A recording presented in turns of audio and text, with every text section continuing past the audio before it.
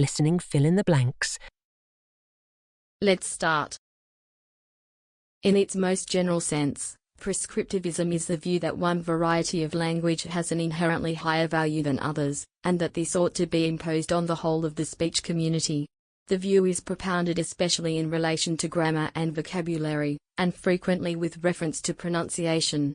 The variety which is favored, in this account, is usually a version of the standard written language, especially as encountered in literature, or in the formal spoken language which most closely reflects this style. Adherents to this variety are said to speak or write correctly, deviations from it are said to be incorrect.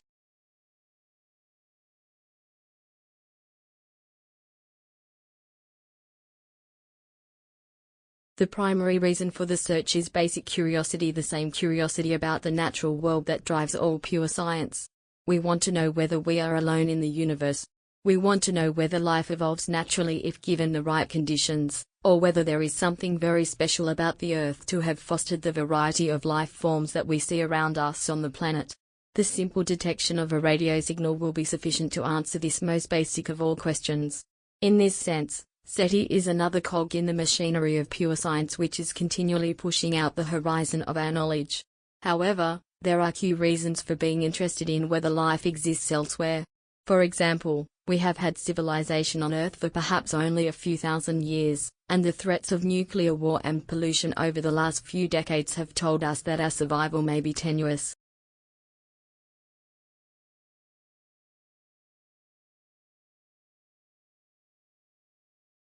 Scientists appear to place more trust in the more established areas of complementary and alternative medicine, such as acupuncture, chiropractic, and osteopathy, for which there are professional bodies and recognized training, than therapies such as aromatherapy and spiritual healing.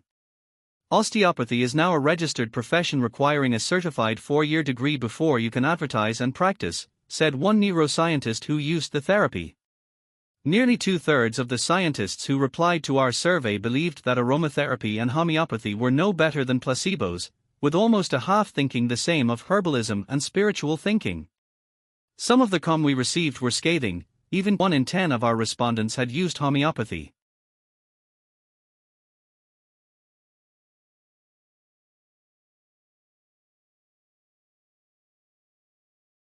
One of the key arguments of the anti-vaccinationists is that they have the right to choose their medication.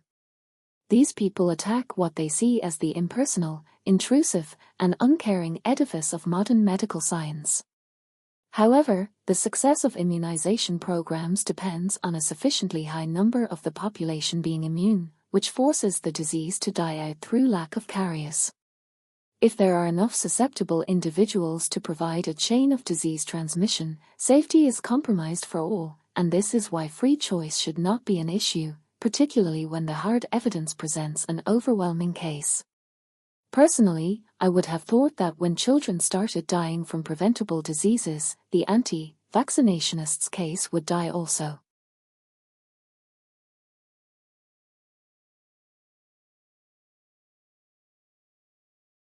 Extensively studied, constantly performed, adapted, and reinterpreted into modern contexts, Shakespeare's plays remain as popular as ever. But did he write them? That is the question. The immediate reaction is to wonder why anyone would even ask this. Although there is little documentary evidence of Shakespeare's life, what does exist unequivocally identifies him as the author of the plays. His name appears on title pages of a few publications, printing orders, and theatrical mention documents, and is by contemporary commentators and a fellow playwright, both publicly and in private memoirs, in every case in a way that is consistent with Shakespeare being the author. Consequently, for hundreds of years, no one held any doubts whatsoever on the matter. There it would have remained, had Shakespeare's posthumous reputation not reached such lofty heights.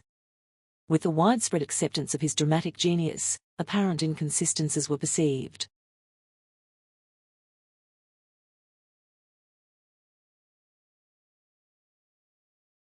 Natural latex, or rubber, comes from the sap of rubber trees.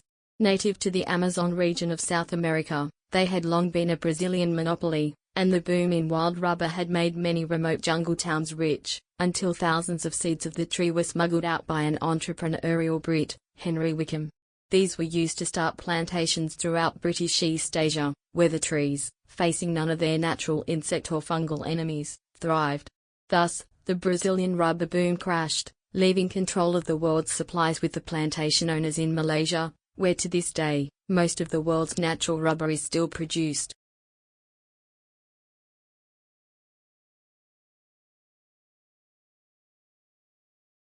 Humans apparently shed a variety of tears. These are the tears we secrete all the time, those to help keep our eyes properly moistened. Then there are irritant tears, the kind we spill when peeling an onion or coping with smog. Finally, there are emotional tears, the stuff we trickle in response to grief, joy, frustration, or other stresses. Curiously, of all the earthly creatures, only humans seem to shed emotional tears. That makes such tearing a late evolutionary development. Unhappy newborns often cry tearlessly until they are several days old or even weeks after they are born. But challenge them with an eye irritant, and they can spill tears at birth.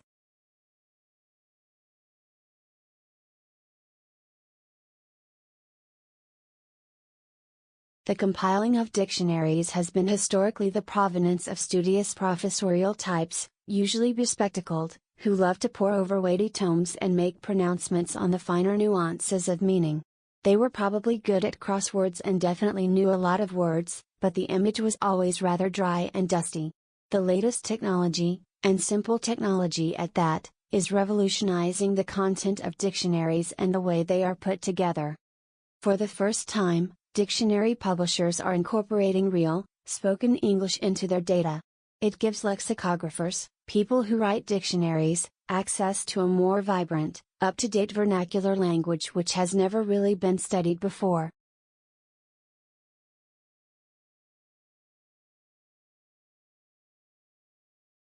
One way the study of epigenetics is revolutionizing our understanding of biology is by revealing the mechanism by which the environment directly impacts on genes. Studies of animals, for example, have shown that when a rat experiences stress during pregnancy, it can cause epigenetic changes in a fetus that lead to behavioral problems as the rodent grows up. Other epigenetic processes appear to occur randomly, while others are normal, such as those that guide embryonic cells as they become heart, brain, or liver cells, for example.